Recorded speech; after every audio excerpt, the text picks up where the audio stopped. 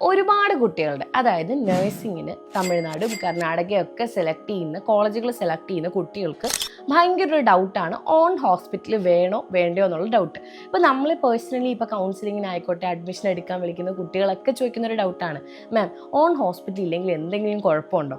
നമ്മൾ ഒരുപാട് കോളേജസ് ഇപ്പോൾ നമ്മുടെ പേഴ്സണൽ ഒപ്പീനിയൻ പറയുകയാണെന്നുണ്ടെങ്കിൽ, അതായത് ഞങ്ങൾ ഇപ്പം നാട്ടിലെ ആയിക്കോട്ടെ എബ്രോഡിലെ ആയിക്കോട്ടെ 70-ൽ പരം കോളേജുകൾ ഇൻസൈഡ് ദ ക്യാമ്പസ് കയറി ഇറങ്ങി അവർക്ക് പ്രാക്ടീസിന് കൊടുക്കുന്ന ഹോസ്പിറ്റൽ അങ്ങനെ പോയി കണ്ട് വിസിറ്റ് ചെയ്ത് കുട്ടികൾ റിവ്യൂ ചോദിച്ചവരാണ്. അപ്പം എൻ്റെ ഒരു അല്ലെങ്കിൽ ഞങ്ങളുടെ ഒരു അഭിപ്രായത്തിൽ പറയാനാണെങ്കിൽ ഓൺ ഹോസ്പിറ്റലുള്ള ഒരുപാട് കോളേജുകളിൽ പേഷ്യൻ്റ് ഇല്ലാത്ത ഓൺ ഹോസ്പിറ്റൽ വരെ ഉണ്ട്. പക്ഷേ എന്നാൽ ടൈപ്ഡ് ആയിട്ടുള്ള ഹോസ്പിറ്റലുള്ള കോളേജുകളുണ്ടല്ലോ, ഇഷ്ടമാതിരി പേഷ്യൻസ് ഉള്ള ഹോസ്പിറ്റലും ഉണ്ട്. ഇപ്പോൾ ഓൺ ഹോസ്പിറ്റലുണ്ട് എന്ന് പറഞ്ഞാൽ നിങ്ങൾക്ക് ഭയങ്കര പേഷ്യൻ്റ് ഫ്ലോ ഒന്നും ഒരിക്കലും നിങ്ങൾ പ്രതീക്ഷിക്കരുത്. നിങ്ങൾ നോക്കേണ്ട എന്തൊക്കെ കാര്യങ്ങളാണെന്ന് വെച്ച് കഴിഞ്ഞാൽ, ഇപ്പം കോളേജുകളിൽ നിങ്ങൾ ഏത് ഹോസ്പിറ്റലിൽ പോസ്റ്റിങ്ങിന് കൊണ്ടുപോകുന്നു, ഇനി ആ ഹോസ്പിറ്റലിലൊക്കെ പേഷ്യൻസ് ഉണ്ടാവുമോ, ഉണ്ടെങ്കിൽ തന്നെ നിങ്ങളെ പ്രാക്ടീസ് ചെയ്യാൻ അനുവദിക്കുമോ, അതാണ് നിങ്ങൾ മെയിനായിട്ട് കൺസേൺ വെക്കേണ്ടത്. ഇപ്പോൾ നിങ്ങൾക്ക് നഴ്സിംഗിൽ ചില കുട്ടികൾക്ക് ഇപ്പോൾ അറിയാത്തത് കൊണ്ടായിരിക്കാം, നഴ്സിംഗിൽ ഇപ്പം ഒരിക്കലും ഒരു ഹോസ്പിറ്റലല്ല. കാരണം ഓരോരോ നിങ്ങൾക്ക് ഓരോ സ്പെഷ്യാലിറ്റീസ് വരുമ്പോൾ, ഫോർ എക്സാമ്പിൾ ഇപ്പോൾ സൈക്യാട്രി അങ്ങനെയൊക്കെയുള്ള സ്പെഷ്യാലിറ്റീസ് വരുമ്പോൾ അതിനുള്ള പേഷ്യൻസ് ഉള്ള ഹോസ്പിറ്റൽ വേണം നിങ്ങളെ പോസ്റ്റിങ്സിന് കൊണ്ടുപോകാനായിട്ട്. ഇപ്പോൾ ഓൺ ഹോസ്പിറ്റൽ ഉണ്ടെങ്കിൽ പോലും ആ ഒരു സ്പെഷ്യാലിറ്റി അങ്ങനെയുള്ള ഡിഫറെൻറ്റ് സ്പെഷ്യാലിറ്റീസ് വരുമ്പോൾ ആ ഓരോ സ്പെഷ്യാലിറ്റിക്കും എവിടെയാണോ പേഷ്യൻസ് ഉള്ളത് അങ്ങനെയുള്ള ഹോസ്പിറ്റലിലേക്ക് നിങ്ങളെ കൊണ്ടുപോകാൻ സാഹചര്യം വരും. സോ നിങ്ങൾ നോക്കേണ്ടത് എന്തൊക്കെയാണ്?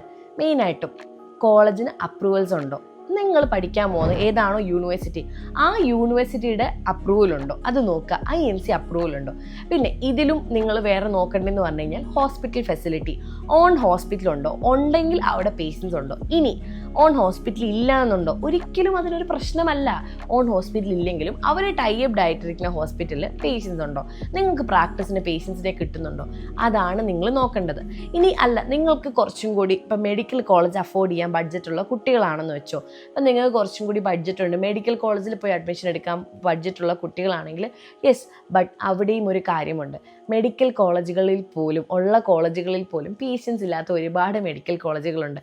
സോ അതുകൊണ്ട് തന്നെ നിങ്ങൾ പോയി അഡ്മിഷൻ എടുക്കുമ്പം നിങ്ങൾ എന്താ പറയുക, നിങ്ങൾ കുറച്ചുകൂടെ ട്രസ്റ്റ് വർത്തി ആയിട്ടുള്ള ഏജൻസി ത്രൂ എടുക്കാൻ നോക്കുക. അപ്പം നമ്മളെ ഒരു കുട്ടി കോൺടാക്ട് ചെയ്യുക, അപ്പോൾ ആ കുട്ടി പറയും, നമ്മൾ ആദ്യം ചോദിക്കും നിങ്ങളുടെ റിക്വയർമെൻറ്റ്സ് എന്താണ്. അതായത് നമ്മൾ ജസ്റ്റ് ആ കുട്ടീൻ്റെ മേളിൽ ഒരു കോളേജ് ഫോഴ്സ് ചെയ്ത് കൊടുക്കുകയല്ല, ഒരു കോളേജ് ഞങ്ങൾക്ക് സീറ്റ് ഫില്ലാക്കണം അതുകൊണ്ട് ഞങ്ങൾ ഈ കോളേജ് തന്നെ പഠിച്ചോന്ന് പറഞ്ഞാൽ ഞങ്ങൾ ഒരിക്കലും ഒരു കുട്ടി വിളിക്കുകയാണെങ്കിൽ ഞങ്ങൾ ഒരു കുട്ടീനെ ഫോഴ്സ് ചെയ്യില്ല.